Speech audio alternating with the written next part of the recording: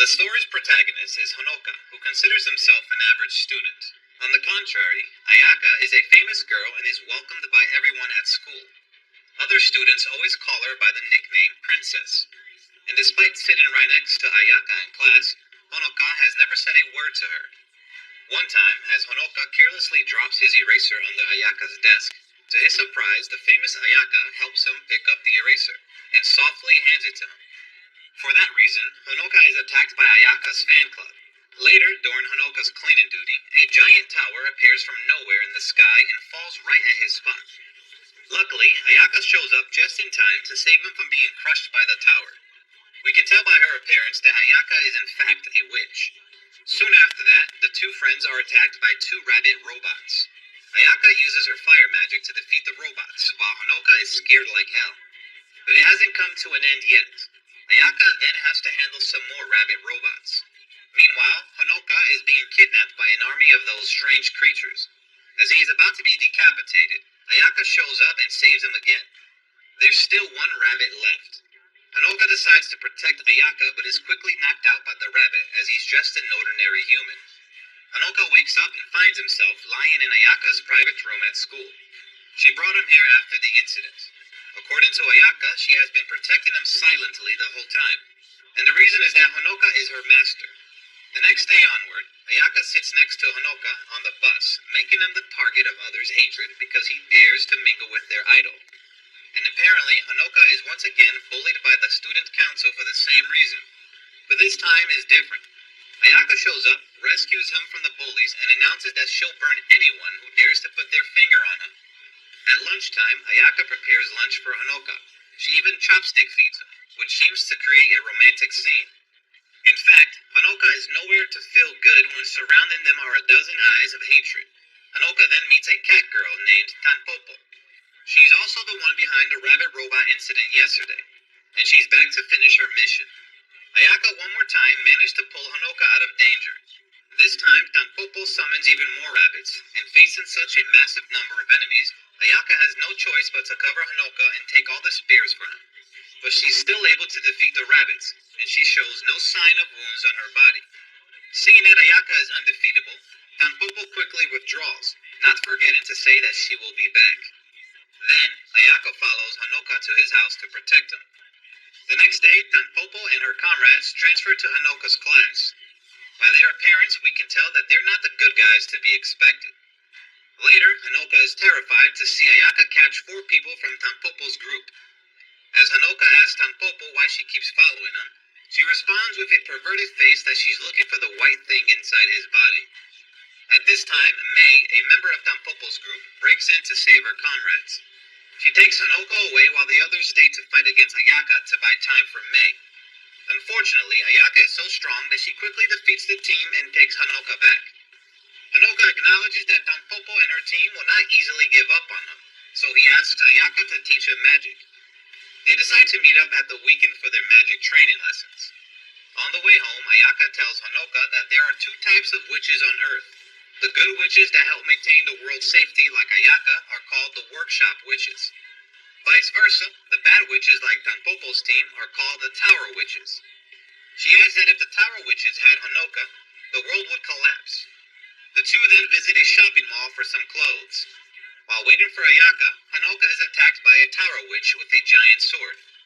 The witch's friend also appeared to support her and attack Ayaka, but they are easily defeated by the strong workshop witch and have to retreat immediately. Ayaka then lets Honoka know that their school is actually a workshop. Her mother, who is the school principal, is also the leader of the workshop witches.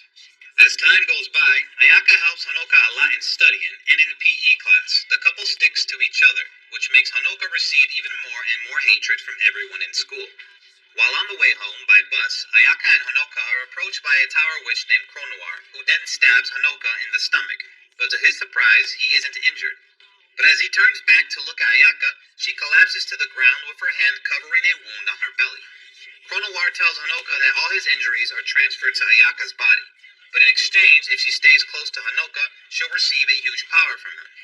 It seems that their body and soul have had a tight connection for a long time. Cronoir gives him a suspicious candy and tells him to swallow it in order to unleash his true power. Ayaka uses all of her last energy to attack Cronoir, as she doesn't want Honoka to take the candy. After that, Ayaka borrows the power inside Honoka to boost her own power and manages to defeat Cronoir with only one strike. But Cronoir just temporarily vanishes, not dead yet.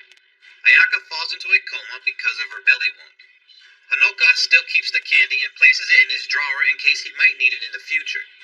The next day, the two go to the school sports hall for their first training lesson. Of course, our little Honoka can't concentrate well when the two keep touching each other like this. It's PE class time, and many students come to the sports hall, but thanks to their cloaks, Honoka and Ayaka appear invisible in front of everyone. Ayaka takes them for a ride on her broom around the city, and guides them on how to control it. Seeing a little girl being bullied by other girls, Honoka attempts to control the broom, hoping to save the little girl from the bullies. But as things turn out, he's now the victim of those girls, and Ayaka has to show herself and save him one more time.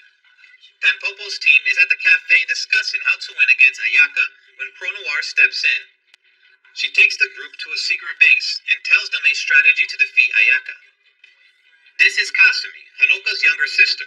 She's so pissed to know that her brother is dating the school's princess, so she keeps following him to watch him out. Today, on the way to school, Honoka is ambushed by Tanpopo and her rabbits. Meanwhile, her comrades are surrounding Ayaka in another place, as they know that Ayaka will lose part of her power if she doesn't stay close to Honoka.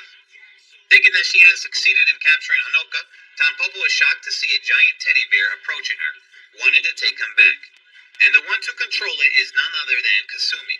Turns out she's also a workshop witch. Tanpopo quickly summons a giant rabbit to fight against her. During the severe fight, Tanpopo's comrades also summon their animals to support her, but those guys aren't a match for Kasumi. She turns her teddy bear bigger and bigger to a size that Tanpopo and the other animals look no more than ants compared to it. After a stomp of Kasumi's bear, the whole city collapses. Seeing that they're losing to Kasumi, Tanpopo and her team immediately retreat. Eventually, Ayaka and Honoka reunite in joy. As the couple is in a romantic mood, Kasumi gets in their way, telling them to stop making such a cringe. After today's incident, Ayaka is even more worried for Honoka, so she suggests he stay at her house for his better safety. Honoka's mother also agrees with Ayaka's offer. She even kindly asks Ayaka to take care of her son. Now that it seems to be the time, Honoka's mother tells him that Ayaka is actually his fiancée.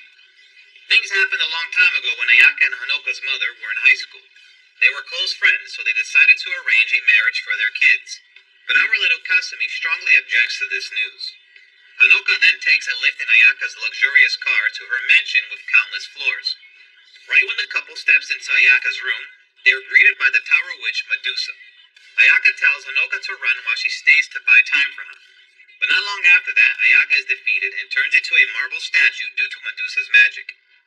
Honoka does everything he can to get her back to life, but all seems to be useless. Having no other choice, Honoka decides to swallow the candy that Cronoir gave him earlier to unleash his power. Immediately after Honoka swallows the candy, a woman with long white hair shows up.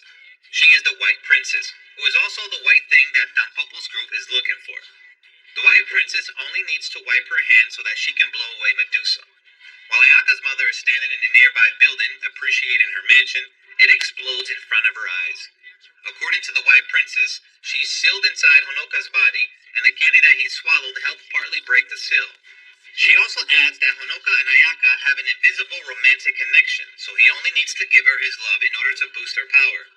After explaining everything to Honoka, the White Princess disappears. Medusa also turns back to continue the fight. Honoka kisses Ayaka on her cheek, and indeed, thanks to his love for Ayaka, Medusa's magic spell on her is quickly deactivated. Tanpopo's team once again appears to support Medusa, but they're soon blown away by Ayaka's one strike. Then Ayaka, while carrying Honoka, fights both Medusa and Tanpopo's team. With her loved one beside her, Ayaka is undefeatable. Although Medusa and the others have lost under her, Ayaka decides to give them a way to live with one condition. They have to listen to her orders. Ayaka's mother commands all the workshop witches to hunt for Medusa. Ayaka's mansion also becomes a ruin after the incident, so she asks Honoka if she can stay at his house for a while. Kasumi is happy to know that her brother came back home safely, but as she opens his room's door, an awkward scene is shown right in front of her eyes. Today, the student council's president is holding an urgent meeting on how Honoka always mingles with Ayaka, and she orders everyone to find ways to separate the two. Ayaka realizes the president's plan, so she decides to make it one step in advance. As Ayaka's power at school is only lower than the school principal's, who is apparently her mother, she easily fires the current student council president and promotes Honoka for this position. Meanwhile, Tanpopo's team is hiding at Honoka's house. It was Ayaka who told them to stay here so that her mother wouldn't find them out. The team, in fact, has the plan to kidnap Honoka while he's sleeping. But what they didn't expect is that despite the late night, Ayaka stays beside Honoka's bed to watch him out, as she actually stays up until morning. Ayaka prepares breakfast for Honoka. After the two finish their meals, they wash the dishes together, just like a real married couple. When Ayaka and Honoka's mother come back to his house after going shopping, they see Tanpopo's team in the house.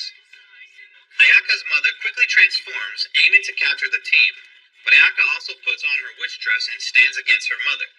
Ayaka fuses with Medusa and is ready to fight the Supreme Workshop Witch, but she's so strong that she easily defeats the two. After that, Ayaka and Honoka are put into jail at the workshop, and Medusa is handed over to the Witch Council in another city. Ayaka tells Honoka that she'll be stronger if their love grows bigger, so she wants him to help her with that. Honoka thought he had to kiss her in order to boost her power, but it turns out that what she wants to do is clean his ears. After her power is boosted, Ayaka is powerful enough to bend the jail's bars. Her mother shows up, admonishing her for her destructive act. Ayaka wants to challenge her mother in exchange for their freedom, but she rejects her. Actually, Medusa has been captured, so she doesn't care about keeping the two in jail anymore. The next day, Kasumi is shocked when her mother allows Tanpopo's group to mess around at their house. Not over yet, she also accidentally witnesses her brother and Ayaka role-playing the doctor and patient. What an annoying way to start the day for her. A Tara witch named Weekend is having an appointment with Ayaka's mother. Weekend learns that Ayaka's mother has signed a contract with this city, which means that the city can absorb her power to self-restore. It also explains why, despite being under so many severe fights between the witches, the city still remains unharmed, and no one has ever been hurt or wounded. Weekend has set up a series of explosions all over the city, and Ayaka's mother quickly runs out of power as the city is being extremely destroyed. The Tower Witch then captures Ayaka's mother, and her aim is to get the White Princess inside Honoka's body. Meanwhile, the city is in chaos after the explosions. Ayaka takes Honoka to a city workshop that is managed by Rinon. He also finds out that Rinon was Kasumi's master of magic. But suddenly, Rinon and the other workshop witches constantly shoot Honoka. And the one taking all the bullets is indeed Ayaka, as his wounds are hers anyway. Actually, Rinon only gives Ayaka some sleeping pills so she can easily take her and Honoka to a secret room hidden under the place. Although the two know that Weekend is flipping every corner looking for Honoka, they still decide to find a way out of this hidden room. Ayaka takes Honoka to a place where he can sign a contract with this city. According to her, after signing the contract, Honoka can help the city restore. Weekend has foreseen this and commands a Tower Witch named Gibraltar to ambush the two. The Tower Witch summons a golem to attack them, but Ayaka managed to knock her out with one simple kick. It turns out Ayaka used to be trained to fight monsters with bare hands, so her physical strength is also at an advanced level. The couple then reach the heart of the city to ask for a contract. After a while of magic rites, Honoka eventually signs the contract. On the way out, he passes out due to his energy drain. In his dream, he meets his teacher, who is also the manager of a workshop. The teacher shows Honoka the souls of everyone in this city, which have turned into stars after their deaths. But they will turn back as before once the city is restored. Meanwhile, Kasumi and Tanpopo's group are planning to break into Weekend's base. On the way, they face one of her underlings, who then summons a teddy bear just like the one of Kasumi, apart from the fact that it is dark color. The two teddy bears have an inconclusive battle. None of them seem to have advantage over the other. However, there's one moment when Kasumi is caught off guard, and the black bear immediately takes advantage of this to knock her out completely. As Kasumi's life is hung by a single hair, Medusa shows up and turns the Weekend's underling as well as his bear into marble. Medusa is disappointed by how useless Tanpopo's group is, so she decides to take them for further training. On the other hand, Ayaka is meeting Weekend alone and challenges her to a fight. Right when she sees Weekend, she immediately pulls out her sword and runs towards the Tower Witch, but she is quickly injured by Weekend's bombs. Thinking that she has defeated Ayaka, Weekend comes close to her with pride on her face, not knowing that Ayaka at this point issues fire magic to burn the evil witch down. In fact, before going to see Weekend, Ayaka had borrowed some power from Honoka. But the Tower Witch has the ability to heal instantly, and she then summons some monsters to capture Ayaka. Knowing Ayaka is in danger, Honoka rides the broom to look for her. But as he reaches the place, his lover is badly wounded. So he immediately transfers parts of his White Princess power to Ayaka. Thanks to the tremendous power of the princess, Ayaka eventually defeats Weekend. After that, White Princess takes Honoka to her place. She offers to help him save the city as long as he gives her his own precious life. Under such a fatal offer, Honoka still decides to receive the princess's power. Very quickly after that, the city turns back to what it has ever been. Ayaka doesn't want to see her lover die, so she asks the princess to take her life instead. The princess agrees, and Ayaka immediately collapses in front of Honoka. As Weekend is going out to continue her plan, she meets Noir, who then knocks her out and captures all of her underlings. Honoka isn't grieved to see his girlfriend die for him. Other workshop witches tell him a ritual that can help revive the dead. He follows all the steps that they ask him to do, and the last step is to give Ayaka a kiss. But Honoka is so shy that he eventually kisses her on her forehead. Ayaka wakes up after the kiss, looking at her boyfriend, who is drowning in joy. It turns out Ayaka just passed out because of an energy drain. The White Princess didn't take her life, as she never lent Honoka her power. All of what happened to the city was thanks to Honoka's power. The next morning, Honoka wakes up and feels so blissful when he sees Ayaka as usual. Everyone now can enjoy their normal, peaceful life. And that is it for today's anime summary. I hope you guys enjoyed it. Let me know your thoughts and opinions in the comments down below. And as usual, please follow for more anime summaries in the future. Take care and have a good time, everyone.